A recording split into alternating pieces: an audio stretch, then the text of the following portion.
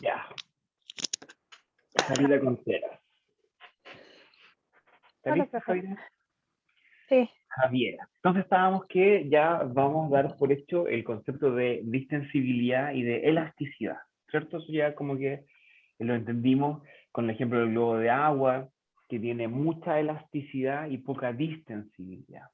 Una cosa que tiene mucha distensibilidad será, por ejemplo, eh, la plasticina, ¿cierto? La plasticina uno como que la mueve, la malea y funciona bien, pero se queda ahí nomás, pues no vuelve. Entonces, vamos a poner aquí 29, 45 minutos de nuevo. Entonces, Javiera, estamos que tenemos acá, mira este cuadro. Este cuadro, Javiera, y todos los demás y todas las demás que están aquí en el curso, esto es sumamente útil para uno poder analizar al paciente y ver qué paciente tiene y qué técnicas utilizar y qué objetivos tener con el paciente. Entonces, este cuadro que habla de mecánica toracopulmonar nos dice que lo que hace la fuerza es la musculatura, la que gasta la energía, la gasta a través de la inspiración, que va haciendo un proceso activo, pero después el proceso de la expiración es un proceso pasivo. Aunque, Javiera, yo digo que la expiración también puede ser un proceso activo. ¿A qué me refiero con eso, Javiera? ¿Nos podrías dar un ejemplo en que la respiración es activa? la expiración activa Ajá, tendría que ser como una especie de expiración forzada. ¿cierto? Una respiración forzada. Por ejemplo, cuando uno sopla una vela o cuando viene ahí algún otro componente, ¿cierto? Perfecto, Javiera. Mira, Javiera, entonces las resistencias a vencer son las resistencias que tiene que vencer la musculatura, porque es la que hace la fuerza. Entonces, una de las primeras resistencias que se debería vencer sería de la elasticidad. Ay, ¿por qué no me pega? Me pasé. Sería la de la elasticidad, que están aquí puestas a la izquierda, ¿cierto? La resistencia de la elasticidad. Donde la musculatura tiene que vencer la retracción elástica del pulmón, o la elasticidad, eso también se puede poner como una resistencia, y más que del pulmón, como del sistema tóraco-pulmonar, porque en el fondo la musculatura va a gastar energía para hacer que las costillas se muevan, y las costillas tienen una elasticidad o una distensibilidad dependiendo de lo que uno nombre, ¿cierto? Tenemos que tener sumamente claro de aquí en adelante que la distensibilidad es el inverso de la elasticidad. Entonces las costillas, la articulación costo-esternal, ¿cierto? El esternón con las costillas, ¿qué crees tú, Javiera? ¿Tiene alta elasticidad o tiene alta distensibilidad?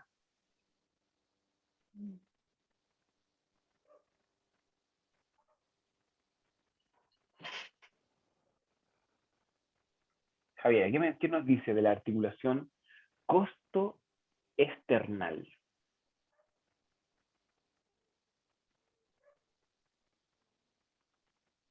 Mm, ¿Qué será, Javier? ¿Qué crees tú? ¿Será fácil mover las costillas con el esternón? O sea, en general se supone que la mayor fuerza que uno utiliza cuando respira es al inspirar, entonces teóricamente, así como si lo hablamos en ese término, debería tener mayor elasticidad más que distensibilidad. Exacto, ¿cierto? Aparte que el sistema tóraco-pulmonar es como una caja torácica, que yo lo estaba estudiando ahí con mi hijo que está en cuarto básico. En el fondo, el sistema musculoesquelético, el esquelético, ¿cierto? Sirve para proteger los órganos. Entonces no debe ser una cosa muy fácil de romper ni de mover, porque antes está el corazón, los pulmones y todo el resto. Entonces la articulación esta tiene una alta elasticidad, ¿cierto? Me va a costar un poco mover la musculatura, ¿cierto? Si yo me agarro, por ejemplo, las costillas y me las trato de tirar hacia arriba, igual me va a costar, pero si lo logro mover, me va a volver a la posición normal. Por eso la expiración es un proceso pasivo, porque vuelve a la normalidad gracias a la elastancia. Y también hay varias cosas que asuman hacia esta elasticidad o a esta resistencia a vencer, porque la musculatura tiene que luchar contra, tiene que gastar energía para poder mover, por ejemplo, la articulación costoesternal, para mover también las articulaciones de las costillas con los cuerpos vertebrales, también va a costar ahí que se muevan, con la apófisis, perdón, y también la sangre que va por dentro, las arterias, las venas, los bronquios, el agua que está dentro, todo eso aporta a la resistencia. Entonces, una de las resistencias que se tiene que vencer es la resistencia de la elasticidad o de la distensibilidad, dependiendo como tú lo quieras mencionar. Pero a lo mismo, es la fuerza que se opone a este movimiento, a que el sistema tóraco-pulmonar se expanda.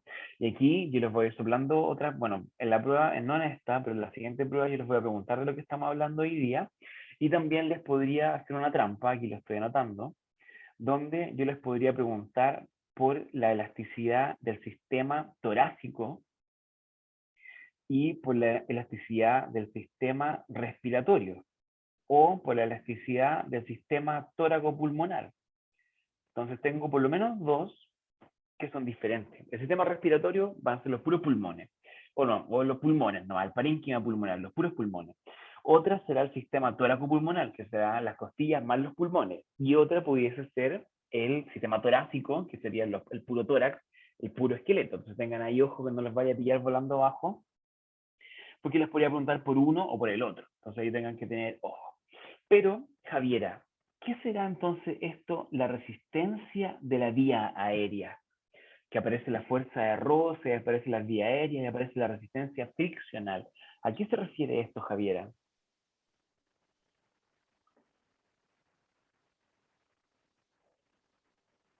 O sea, la vía aérea igual hay zonas donde se va como, la vía aérea en un punto es mucho más ancho y se va como estrechando en cierto punto, entonces eso igual debe otorgar bastante resistencia para el paso del aire hacia los aviones.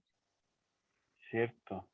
Pero no es tan correcto, Javiera. Uno está bien pensado, pero el ser humano está mejor pensado todavía. Porque vamos por partes primero. ¿Qué será esta resistencia al paso del aire? ¿A qué se refiere? Por ejemplo, ¿tú has ido alguna vez a un río? Sí, En el fondo, cuando yo pongo una piedra cerquita de la orilla del río, no en el agua, pero cerquita de la orilla del río, se supone que en algún momento esa piedra se va a caer adentro del agua. ¿A qué se refiere esa resistencia? ¿Cómo podríamos definir esa resistencia al paso del aire o al paso del agua?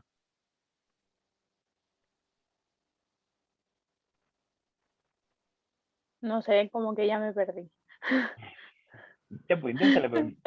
Javier, a ver, ¿cómo definirías resistencia al paso del aire? Define eso, incluso usa las mismas palabras.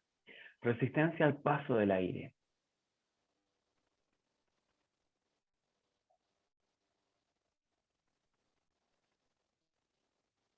Porque tienes razón con lo que dijiste del radio. Hay una fórmula. La resistencia al paso del aire es la fuerza que se opone a que pase algo por un conducto. ¿Cierto? Entonces, por ejemplo, la cañería ofrece un poco de resistencia al paso del agua.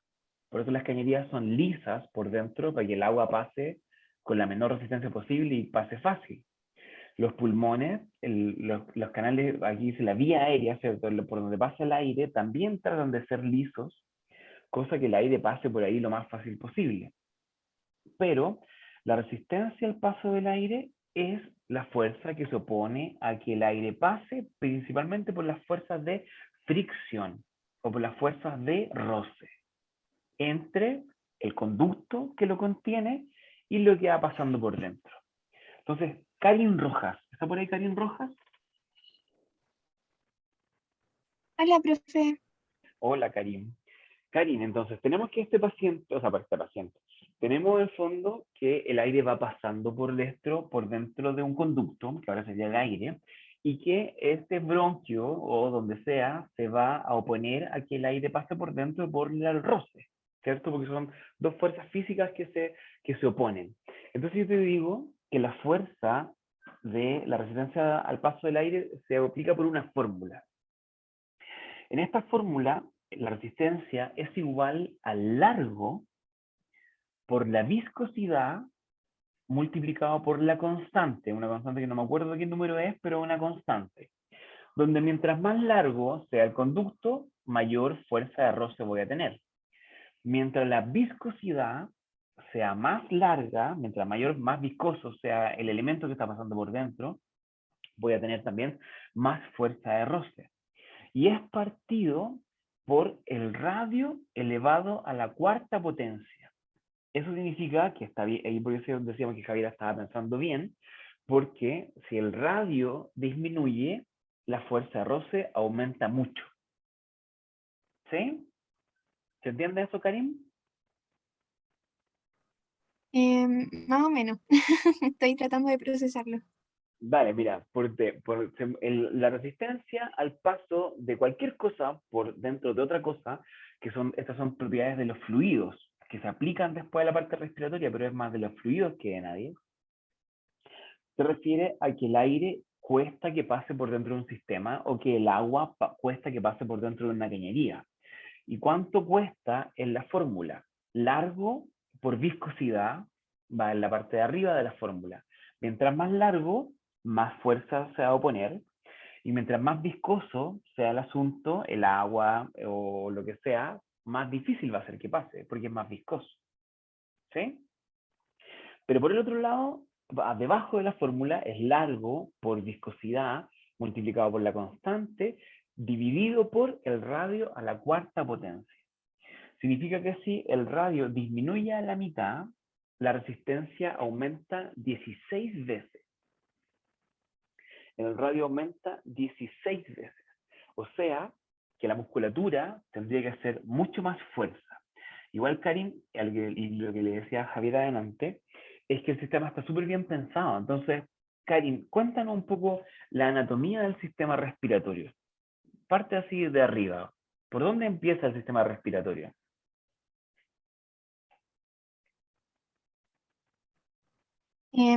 Bueno, desde que entra el aire por la nariz, ¿Ya? es que profe, me pongo nerviosa. Y bueno, Mira, yo siempre siempre digo a la gente, como que de repente cuando uno como estudiante, yo también lo hice, también estuve en el lado de ustedes de la sala, más que de la pantalla, pero de repente uno dice, oye, salvé hoy día, el profe no me preguntó nada, no hablé en clase ni un momento, nadie me preguntó nada, salvé, ¿cierto? La hice, menos mal, no prendí la cámara, como no sé, ahora no veo las cámaras porque estoy mirando la pantalla, pero no prendí la cámara, no me preguntaron, no hablé, la hice, perfecto, súper bien, me felicito a mí mismo. Pero todo te pasa en la cuenta. Cuando ustedes estén en el futuro y estén hablando, por ejemplo, en su presentación de tesis, que todos y todas van a ir a la tesis, todos y todas van a tener que hablar con un paciente, todos y todas van a tener que presentarnos a un paciente a nosotros los profes en el internado, todos ahí es el momento en el que te pasa la cuenta. Entonces, por ejemplo, ahora Karim que dice que se pone nerviosa. Si Karim, ojalá que no, y yo supongo que no, pero imagínate, Karim, que tú dices, no sé, la estupidez más grande del mundo mundial, ¿cierto? Dijiste una cabeza de pescado así, pero impresionante. No, no va a pasar nada. Nadie te va, o sea, tu amiga te van a molestar a lo mejor, capaz que yo también me burlo un poquito, pero no va a pasar nada, nada terrible, ¿cierto? En cambio, si tú hablaste ahora y le pusiste color y dijiste la cuestión y hablaste, cuando sea el momento del internado, tú ya no te vas a preocupar de que me pongo nervioso ni nerviosa ni nada, te vas a concentrar en tus conocimientos y te apuesto que te va a ir mucho mejor. Entonces la recomendación ahora es que si alguien quiere levantar la mano y hablar, hable nomás. Si alguien quiere preguntar alguna cosa que no está muy seguro o segura de lo que está hablando, pregunte nomás. Y si yo le digo ahora algo, háblelo nomás. Estamos entre nosotros, somos todos amigos, dentro de todo, ¿cierto? Por lo tanto, ahora es el momento de equivocarse y para hablar todo el rato. Porque en algún momento vamos a tener que hablar. Por ejemplo, eso lo que dije yo del especialista que estaba hablando delante, que estaba por ahí alguno interesado en el deporte, había otro interesado en piso pélvico, suma muchos puntos presentar en un congreso. Entonces, si uno no se acostumbra a hablar ahora, después menos va a presentar en un congreso. Entonces, la idea es que hablen todo lo que puedan. ¿Ya? Nadie va a hacer, no hay ninguna, no tiene ni un riesgo. Nada malo va a pasar por hablar ahora. Entonces, Karim, dale con la estructura, a la anatomía de este sistema. ¿Cómo empezamos por la Mm, nariz? ¿Qué seguimos? Bueno, después viene la laringe, la Después viene la tráquea. laringe. Ya falta uno entre medio por ahí. Laringe. Hay, ¿Qué viene después? pero la verdad es que no me acuerdo. En este momento no me acuerdo. Vale, pero Entre laringe. tráquea, Laringe, la faringe. faringe. Laringe, Ah, sí, faringe. sí. ¿Cierto? Laringe, faringe. Y después viene la epiglotis que mencionaban delante. Y ahí se Ujú, divide la vía aérea respiratoria superior de la vía aérea inferior. Entonces la superior va a ser laringe, faringe, senos paranasales se pudiesen meter ahí entre medio. Laringe, faringe, después glotis, y de ahí hacia arriba es la vía aérea superior. Y de ahí hacia abajo, Karin, ujú, empieza la tráquea. ¿Cierto? ujú. ¿Alguna característica de la tráquea, Karin? ¿Cómo está formada? ¿Son anillos completos o anillos incompletos? ¿O no tiene anillos? Mm, Y en este momento, profe, no sé, es que de verdad me puse muy nerviosa, entonces no sé si no tiene anillos o si los tiene incompletos. Los tiene incompletos. ¿Y por qué los tendrá incompletos? Primero, son anillos cartilaginosos que hacen que, miren, acuérdense de esto, porque se les va a aparecer en el futuro. La tráquea es un conducto real. O sea, si por ejemplo, si yo les voy a mostrar, si tenemos tiempo, les voy a mostrar tengo por ahí una tráquea en un dibujo, en una tráquea real. ¿Se la muestro? ¿Quieren ver? Ya, ¿Están emocionados? ¿Están ahí? ¿Les interesa? Déjame Sí, acordarme profe, muestra. Sí, profe. dónde, Sí, profe. déjame acordarme dónde la mostré. Ah, ¿en qué estaba pensando cuando hice esa? Era en el curso de rehabilitación. Rehabilitación. Y debe haber sido manejo ventilatorio. ¿Están mirando mi pantalla o no? No. Qué bueno, porque estaba mostrando todo mi archivo, estaba mostrando todas las pruebas de ustedes. No. Pero aquí está, a ver. Entonces, agrándate en algún momento de la vida. Parece que se me pegó el PowerPoint. Entonces, por agarrar ahí. Entonces, esto se solucionaba dejando de compartir. Ya, dejé de compartir. Pero mientras hay una mano levantada. Diego, ¿quieres decir algo? Sí, profe, era sobre la estructura de la tráquea, que Ya. es como una forma de C y deja ese espacio para que haya músculo. Y eso le permite mover, tener una pequeña movilidad, porque el cartílago en sí no es tan móvil, no tiene tanta movilidad, y esa porción de músculo liso le da más movilidad. Pero tú dices que la tráquea se mueve, así como que tiene musculatura lisa que hace que ayude que se mueva el aire. Porque vamos. Uy, se me murió esto. Vamos por partes, ¿cierto? La tráquea tiene anillos semicartilaginosos que son incompletos. Y eso incompleto tiene mucho que ver con por dónde está ubicada la tráquea. La tráquea está ubicada eh, por delante y por posterior va el sistema digestivo a través del esófago. Entonces, lo que tú dices, Diego, se aplica al esófago. El esófago tiene musculatura lisa que hace estos movimientos de peristaltismo que hacen que el bolo se vaya desplazando hacia abajo. Y la tráquea es un conducto real y el esófago es un conducto virtual. Es un conducto virtual. Esperen ahí, ¿eh? Restrictivo, guardar, ya se me va a echar. Ahí, perfecto. El esófago es un conducto virtual porque solamente existe cuando está el bolo alimenticio. Entonces el bolo alimenticio se va desplazando hacia abajo por los movimientos de el esófago que se va haciendo que se vaya desplazando hacia abajo y permite los anillos los semicírculos o los semianillos de la tráquea permiten que el esófago se mueva por posterior. Pero si yo no estoy comiendo, el esófago está cerrado. Pero si yo estoy comiendo, pero si yo no estoy respirando, la tráquea igual está abierta, porque es un conducto real, como les voy a mostrar acá. No hay que ver, eso no era, Ahí, ¿lo ven?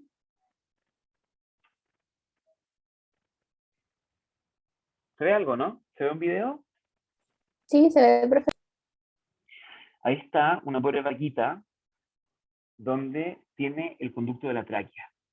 Aquí la tráquea está abierta, aunque ya claramente la vaquita no está respirando, no está haciendo nada, pero estos son unos pulmones de vaca, donde en el fondo el ventilador está ventilando los pulmones a presión positiva, porque este ventilador, tal como lo dice su nombre, es un ventilador, manda flujo hacia adentro del sistema, ¿cierto? Ahí el circuito termina en un tubo que está ahí donde está, ahí no se alcanza a ver el tubo, pero hay un tubo dentro del sistema. El tubo está conectado al circuito del ventilador y el ventilador está ventilando estos pulmones a presión positiva. Entonces aquí se ve la tráquea como es un conducto real. ¿Ya? A pesar de que esté el paciente fuera de la vida, o la vaquita fuera de la vida, se mantiene igual la tráquea abierta. Y fíjense los pulmones, como tienen estas áreas como de colapso, eso es porque el ventilador está mal seteado. Pero si le damos un ratito, los pulmones se van a ir, nosotros le vamos cada vez subiendo más la presión, y el pulmón va tomando ahí su forma más real. Ahí ahora va a levantar un poquito y ahí ya está un pulmón como más expandido. De hecho está sobreexpandido en algunas partes. Pero aquí podemos ver que son dos pulmones, las fisuras son reales, las de los lóbulos, y que la tráquea es un conducto que está abierto, que es un conducto real. No como el esófago, que es un conducto virtual, que solamente se abre cuando pasa el alimento. Y el esófago tiene musculatura lisa. La tráquea no tiene tanta musculatura lisa, ¿ya? Pero tiene algo de musculatura lisa. Igual tiene, porque la tos, la broncoconstricción, son contracciones de la musculatura lisa. Pero el aire no pasa por la musculatura lisa que se contrae de la tráquea. El aire entra por la presión negativa que se genera dentro del sistema. Y esa presión negativa la da la musculatura respiratoria al contraerse y a aumentar las capacidades de lo que es la caja torácica. Y por eso se hace a presión negativa la respiración normal. ¿Sí? Perfecto. Entonces, estábamos con Karin que nos respondió hasta la glotis y después hacia abajo venía la tráquea. Luis Salgado, ¿está por ahí Luis Salgado?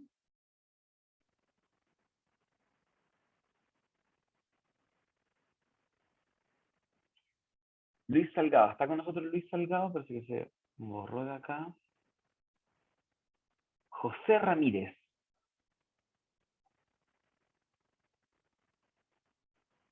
José Ramírez. ¿Sigue el resto por acá o no? José Ramírez, Luis Salgado. Perfecto, necesitamos que los chiquillos vayan sacando la cara porque... Profe, le hablaron por el chat. Ah, ya, ¿qué me dicen? José Ramírez, dígame, José Ramírez, está sin micrófono. José Ramírez, entonces, ¿podrías escribirnos qué es lo que viene, José Ramírez, hacia abajo de la tráquea en el sistema respiratorio?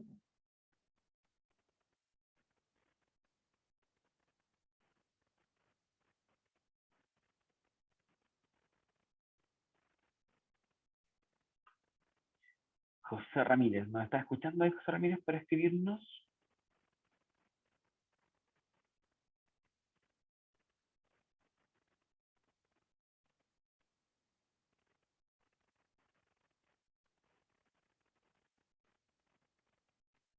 Ya, Melanie Inostroza, ¿está por ahí Melanie Inostroza?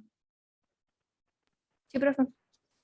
Melanie, ¿qué sigue después de la tráquea hacia abajo? Yo diría que los bronquios, después los bronquiolos y ahí los alvéolos. Perfecto, ¿cierto? Como que vienen los bronquios, después los bronquios se dividen en dos, después esos dos se dividen en cuatro, y después cuatro en ocho, ocho en 16, y al final ya como en la 16ª Ahí generación, empieza el alvéolo. llegamos como los alvéolos, ¿cierto? Sí, saltó Ujú. un poquito, pero más o menos unas 16 generaciones y llegamos a los alvéolos. Entonces, más o menos bien pensado lo que decía Javier adelante, la resistencia al paso del aire va aumentando hacia abajo. porque cada vez los tamaños del diámetro son menores del diámetro fuente, ¿cierto? Por ejemplo, cuando yo vengo con la tráquea directo y se divide en dos bronquios, cada uno de los dos bronquios es de menor tamaño que el bronquio que lo originó. Pero si uno suma los dos diámetros de cada bronquio, o sea, si uno suma los dos diámetros de los bronquios, suma más que el diámetro de la tráquea. Entonces, a la larga, lo que se dice es que si bien la resistencia al paso del aire va aumentando, porque va disminuyendo el diámetro, en los alvéolos o en el área de intercambio no hay resistencia. Casi no hay resistencia, porque también tu diámetro es cada vez más pequeño, pero tienes muchos bronquiolos chiquititos con diámetros pequeños, pero tienes muchos. Entonces, el área total es mayor. Por lo tanto, la resistencia hacia abajo va disminuyendo si es que se suman todos. Si uno se va fijando en un solo camino, claro, la resistencia va aumentando porque cada vez el diámetro es menor, pero a nivel de los alvéolos la resistencia casi no existe, porque son muchos diámetros chiquititos que se van sumando. ¿Entiendes, Melanie? Sí, profe. Perfecto. Entonces, Melanie, mira, fíjate. Uno puede tener un problema de distensibilidad, por un lado, y otro también un problema de resistencia de la vía aérea. Por ejemplo, nómbrame, Melanie, igual esto es difícil porque a lo mejor no lo hemos hablado nunca, pero ¿qué patología me disminuye o me aumenta, o qué patología me disminuye la distensibilidad del sistema respiratorio? ¿Qué patología hace que sea más difícil para la musculatura abrir el pulmón o el sistema tóraco-pulmonar? ¿Se te ocurre? Podría ser como una atrofia, donde Una no atrofia. estén funcionando, por ejemplo, la musculatura y no le permita hacer como una inspiración completa. ¿Podría ser? Podría ser, pero fíjate, porque ahí tu problema, hay un dibujo que, mira, que se hace en varias partes, que es como un auto, ¿ya? Déjame acordarme bien cómo era el dibujo del auto, a ver si te lo muestro en el futuro, pero el motor del auto es la musculatura, ¿cierto? Y las ruedas del auto es el sistema respiratorio. Y el moverse el auto es la respiración. Entonces, por ejemplo, yo te pregunté, por ejemplo, un auto tiene las ruedas desinfladas. Entonces yo te pregunté cuándo un sistema tenía disminuida la distensibilidad, porque cuesta que se abra el sistema. Y tú me respondiste, que está bien, yo creo que calza por ahí, que pudiese ser una atrofia de la musculatura. Entonces yo te pregunté, dame un ejemplo en que las ruedas del auto estén malas. Y tú me dijiste, por ejemplo, cuando el motor falla. Entonces se relacionan por ahí, pero no es preciso. ¿Ya? Porque en fondo, ¿en qué patología se disminuye la distensibilidad? No necesariamente es culpa del motor. El motor sería la musculatura. ¿Sí? Pero andamos por ahí relativamente cerca. A ver, un chat acá. La fibrosis pulmonar, ¿cierto? Esteban Núñez, la fibrosis pulmonar, esa sí es una patología donde se disminuye la distensibilidad. La fibrosis pasa lo mismo que a lo mejor lo vieron hace poquito, con la inflamación y con la reparación celular. La fibrosis ocurre porque hubo un daño en el sistema respiratorio, donde ese daño hizo que algunas células pulmonares se rompiesen y los componentes. Miren, fíjese justo cómo se llaman estos componentes. La elastina, que es una proteína, se cambia por fibrina. Y la fibrina, obviamente, es mucho menos elástica. Ojo ahí, porque uno se puede mezclar con las palabras.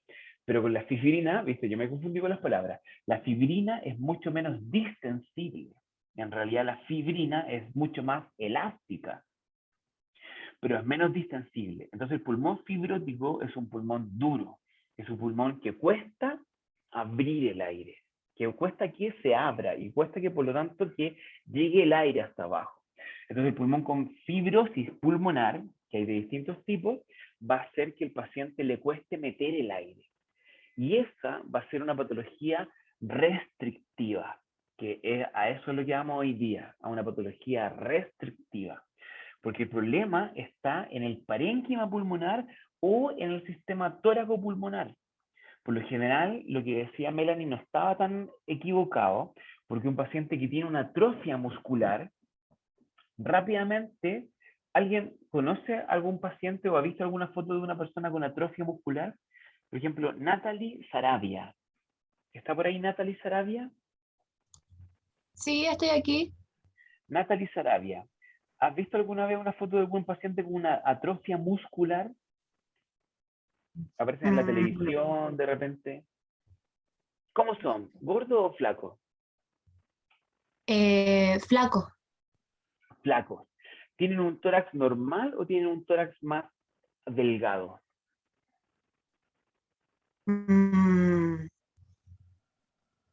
¿Más delgado? Tienen un tórax más delgado, como que en el fondo el problema de motor termina igual con un problema en las ruedas, como que la musculatura, como no está funcionando bien, la caja torácica no se acostumbra a moverse tanto y se vuelve más rígida. Y al final el paciente igual tiene un problema de distensibilidad, pero principalmente por su caja torácica. Tiene una caja torácica más estrecha. Otra patología que es de problemas de distensibilidad, que es una patología restrictiva, es la escoliosis. Cualquier alteración de la columna vertebral también me va a dar una patología restrictiva, porque la caja torácica no se va a expandir como se pudiese haber expandido, porque estoy más apretado, ¿cierto? ¿Qué hacía la fibrosis? ¿Aumenta o disminuye la distensibilidad? Disminuye la distensibilidad. La disminuye. Es una patología restrictiva.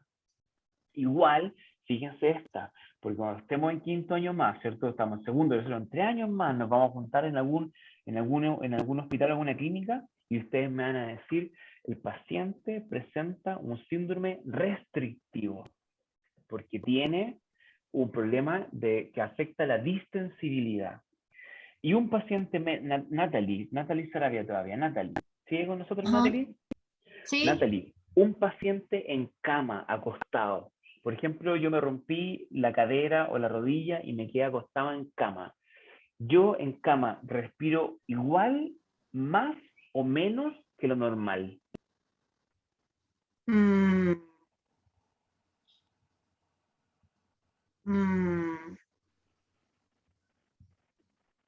¿Podría ser menos? Menos, ¿cierto? Menos. Entonces yo, por ejemplo, yo soy kinesiólogo respiratorio y yo trabajo en la unidad de cuidado intensivo.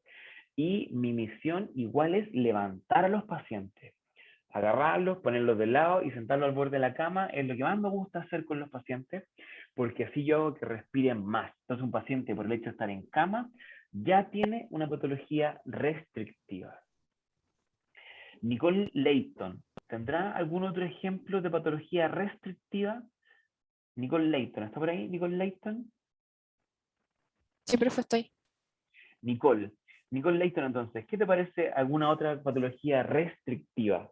Ya mencionamos el paciente que está en cama o un ratito en cama, igual ya es restrictivo. Un paciente con escoliosis también es restrictivo. Un paciente con una atrofia muscular a la larga va a ser restrictivo, pero igual va a ser restrictivo. Y la fibrosis pulmonar. Esas son las patologías que nos han mencionado. Entonces uno como que piensa, mira, cuando el parénquima pulmonar se ve afectado, yo tengo una patología restrictiva. ¿Qué otra patología se te ocurre, Natalie, que puede ser restrictiva? Nicole. El edema alveolar. El edema alveolar, ¿cierto? El edema pulmonar agudo se llama, el EPA, edema pulmonar agudo. También mis alveolos se llenan de agua y eso va a hacer que cuando yo los quiera abrir no pueda porque están llenos de agua y deberían estar llenos de aire, ¿cierto? Deberían tener algo de agua por dentro, pero no deberían estar llenos de agua. Por lo tanto, el edema pulmonar agudo también va a ser una patología restrictiva. Y la principal patología restrictiva con la que nos enfrentamos siempre en el hospital es la neumonía. que viene por ahí con el edema pulmonar, pero principalmente la neumonía, donde la neumonía es una infección respiratoria, principalmente de vía aérea inferior, donde están los alvéolos, donde producto de esta muerte celular, estos productos de desecho se acumulan en los alvéolos.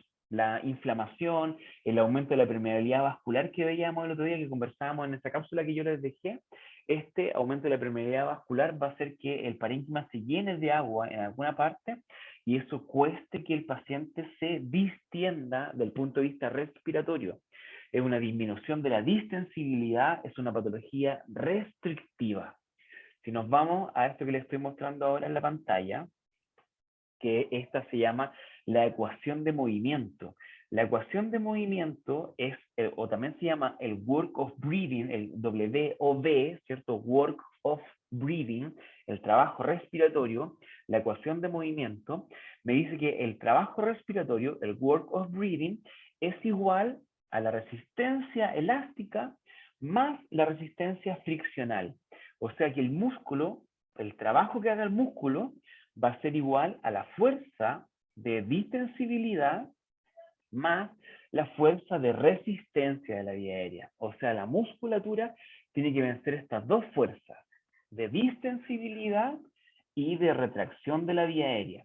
Entonces, cuando estoy frente a una alteración de la distensibilidad, el paciente tiene una patología restrictiva. ¿Sí? Nicole Leighton, entonces, ¿qué significará una patología obstructiva que está por el lado de acá? Nicole, ¿nos podrías contar una patología obstructiva? Lo que dificulta la pasada de aire. Es cuando tengo aumento en la dificultad al paso del aire, ¿cierto? Por ejemplo, que alguien, ahí lo ponía Antonia, nuestra delegada estrella, aparece con el asma. ¿Qué es lo que es el asma, Nicole? La verdad no sé, pero yo diría que es como una sequedad o falta de... No, sequedad de los cilios que componen No, el sistema respiratorio. esa es la fibrosis quística. Ay. ¿Ya? Esa es la fibrosis quística. El asma, el otro día lo vimos, creo que era la respuesta inmunológica, genera como inflamación. Puede ser en las vías nasales. Genera una inflamación, pero no es tan arriba, es más de vía aérea media, más de vía aérea de conducción. No es tan arriba de la nariz, ¿cierto? Como la nariz estaría como ¿cómo se llama esto? En la nariz estaría el romadizo, algunas otras cosas como, pero de arriba, como una laringitis, por ejemplo, la laringitis también va bien arriba. Yo les voy a mandar hoy día esta presentación y ahí aparece también laringitis más abajo. Pero estamos hablando con Nicole, ¿cierto, Nicole? En el fondo, el asma es una hiperreactividad de los bronquios, donde en el fondo la musculatura lisa que nos mencionaba antes Eduardo, va a hacer que este diámetro de la vía aérea se disminuya. Y si se disminuye el diámetro, me aumenta la resistencia. Ese es el camino. Entonces, las patologías más obstructivas sería el asma, y la otra sería la enfermedad pulmonar obstructiva crónica, el EPOC, enfermedad pulmonar obstructiva crónica, lo dice su nombre. Entonces ya sabemos que podemos tener una patología restrictiva y podemos tener algunas otras patologías obstructivas. Y como esta cosa no es matemática, ¿cierto? Aquí la cosa no es o uno o lo otro, se pueden dar ambas situaciones. Se puede dar ambas situaciones. Un paciente puede tener una patología restrictiva más una obstructiva, o puede tener una principalmente obstructiva que tiene componentes restrictivos. O al revés, una patología restrictiva que tiene componentes obstructivos. Y lo que se va a traducir en que el trabajo de la musculatura está aumentado. Y eso yo lo puedo ver. Yo puedo, a través de mi evaluación kinesiológica, yo puedo determinar que el trabajo respiratorio está aumentado. Por ejemplo, lo habla en tercero, pero si tiene frecuencia respiratoria elevada, si tiene saturación de oxígeno disminuida, si tiene uso de musculatura accesoria, si tiene patrón respiratorio alterado, si tiene aleteo nasal, o tiene retracciones costales, o tiene, yo creo que esas son las principales, yo puedo decir que el paciente tiene signos de dificultad respiratoria. ¿Por qué tiene signos de dificultad respiratoria? No tengo idea. No sé si le pasa algo restrictivo o si le pasa algo obstructivo. Ahí tendría que ir a analizar un poco más al paciente. Pero si al paciente yo lo veo que está así como jadeando, y como que le cuesta respirar, y como que se le mueve la musculatura, y como que se le notan los músculos, y como que se siente mal, yo digo, el paciente tiene signos de dificultad respiratoria. Su trabajo respiratorio está aumentado. Entonces, mi segundo análisis es ir a ver cuáles componentes están participando. ¿Tiene restricción o tiene obstrucción o tiene una combinación de ambas? Y eso es lo principal que quiero que nos quede claro hoy día. Esta cuestión de movimiento, esta diapositiva, esta diapo es una diapo que ha corrido pero por miles de presentaciones. Está en pregrado, en posgrado, está en tercero, en cuarto, en quinto, en todos los cursos. Y ahora está con ustedes en segundo. Ya esta diapo les va a acompañar para toda su vida o la parte de su vida que se relaciona con la kinesiología respiratoria. Los pacientes, hoy día mismo estábamos con los internos conversando, que el paciente presenta un síndrome mixto de predominio obstructivo o presenta un síndrome mixto de predominio restrictivo. Entonces, si tiene una neumonía, tiene un componente restrictivo. Si tiene asma, tiene un componente obstructivo. Si tiene EPOC, tiene componente obstructivo. Si tiene, por ejemplo, secreciones en la vía aérea de conducción, tiene también un componente obstructivo. ¿Quién levantó la mano? ¿Vi una mano levantada por ahí? Yo, profe, es que, si no me equivoco, no está mostrando la diapo. Está mostrando esa de mecánica tóraco-pulmonar, ¿o no? Esa es la diapo. Ya. Esa es Ya, la diapo ok. esa es la diapo que les va a acompañar por toda la vida. Esa misma. Porque en el fondo aquí te dice, el trabajo respiratorio está aumentado. ¿Por qué? Porque tiene algo restrictivo, porque tiene algo obstructivo, o tiene ambos. Y uno sobre el otro, o los dos por igual forma, pero por ahí tiene algo entre los dos. Entonces las patologías restrictivas me hablan más de un problema en el parénquima pulmonar o en el sistema tóraco-pulmonar, mientras que las patologías obstructivas me hablan que tengo un problema en la vía aérea o en la vía aérea de conducción. Entonces está el EPOC y el asma principalmente, aunque también aquí me aparece la laringitis obstructiva, la bronquiolitis también aparece, y las infecciones respiratorias de la vía aérea superior, como el síndrome bronquial obstructivo o el síndrome bronquial obstructivo recurrente, que son de los pacientes pediátricos. ¿Dónde está mi problema? En la vía aérea de conducción. Por ejemplo, Ninosca Valdés. ¿Estás Ninosca Valdés con nosotros? Hola, profe, sí, estoy acá. Hola Ninosca. Sí, te escucho. Ninosca, cuando tú tienes algún paciente, ¿conoces a alguien con asma? Sí, o sea, no sé mucho de ese tema porque mi familia no suele ser como, o sea, no tiene esas patologías, pero sí tengo amigos que sí. ¿Tienes amigos con asma? ¿Y tus amigos con asma usan algún medicamento o algo? Así como, creo que sí, es que no hablaba mucho de eso, pero no me acuerdo cómo se llama, esa cosa que se pone en la boca, que es como, no sé, eso. PAF se llama, ¿cierto? Eso mismo. Que hace poco un kinesiólogo hizo una encuesta. ¿Cómo le dices tú? ¿Le dices PUF? Porque se escribe PUF, se escribe P-U-F-F, o le dices PAF, ¿cierto? PAF es como le digamos nosotros, pero varias veces en su vida van a escuchar que le dicen PUF también, porque es como se lee. Pero PAF yo creo que es lo más correcto. ¿Qué crees tú que hará el PAF Ninosca? ¿Para qué servirá el PAF? O sea, hay distintos tipos, hay que tener ojo, Sí. pero el más común, ¿qué hará? Yo creo que le ayuda como a, entre comillas, despejar las vías, como para que pueda, como, a ver, ¿cómo explicarlo? ¿Cierto? ¿Cómo explicarlo? Porque, por ejemplo, el asma, el paciente no tiene secreciones por dentro. Entonces no hay que despejar Es la que vía. está como más obstruido, ¿no? Como Exacto, en el asma. ¿cierto? está como más obstruido, tiene como reaccionó a una inflamación, se disminuyó su diámetro. Entonces, algunos de esos puffs son broncodilatadores. Aumentan el diámetro, dilatan el diámetro de la vía aérea. Entonces son broncodilatadores, que son como el salbutamol, que pone aquí Camila, ¿cierto? El salbutamol es un tipo de broncodilatador que hace que la vía aérea se abra, porque en el fondo el paciente tiene una patología obstructiva, donde su problema está en la vía aérea. Ahí está su problema. No está en el parénquima, que está inflamado con alguna infección respiratoria. No. El paciente con asma tiene un problema en la vía aérea que tuvo una hiperreactividad y por lo tanto hizo una broncoconstricción, que es el problema principal del asma. Fluticasona también se usa. Y la fluticasona es otra cosa. La fluticasona es un corticoide. Y los corticoides son un antiinflamatorio.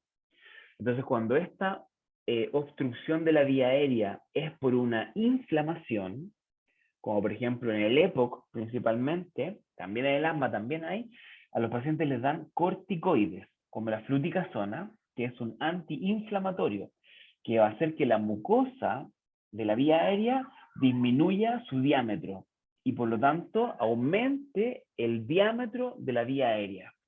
¿Cierto? Porque una cosa, perdón, a lo mejor me equivoqué, utilicé mal una palabra. Lo que la fluticasona hace es un antiinflamatorio, por lo tanto va a disminuir la inflamación de la mucosa traqueal, disminuyéndose el grosor de la mucosa traqueal. Entonces, mientras más grueso, menos diámetro de la vía aérea. Por lo tanto, un antiinflamatorio de la mucosa traqueal va a disminuir el grosor de la mucosa traqueal y eso va a hacer que el diámetro de la vía aérea aumente. Perfecto. Diego, ¿tiene alguna pregunta? Sí, profe, era sobre cuando hay reacciones alérgicas muy graves, como shock anafilácticos, cosas así. Creo que ¿Ya? también se usan esteroides, porque también se puede inflamar mucho la vía aérea. También se inflama mucho la vía aérea, ¿cierto? También se inflama mucho la vía aérea y eso hace entonces que tengamos ahí este otro problema. Perfecto. Nos vamos de nuevo a break. Pasaron ya 45 minutos. Nos vamos a ir a los últimos 15 minutos de descanso. ¿Dónde estoy aquí? Desde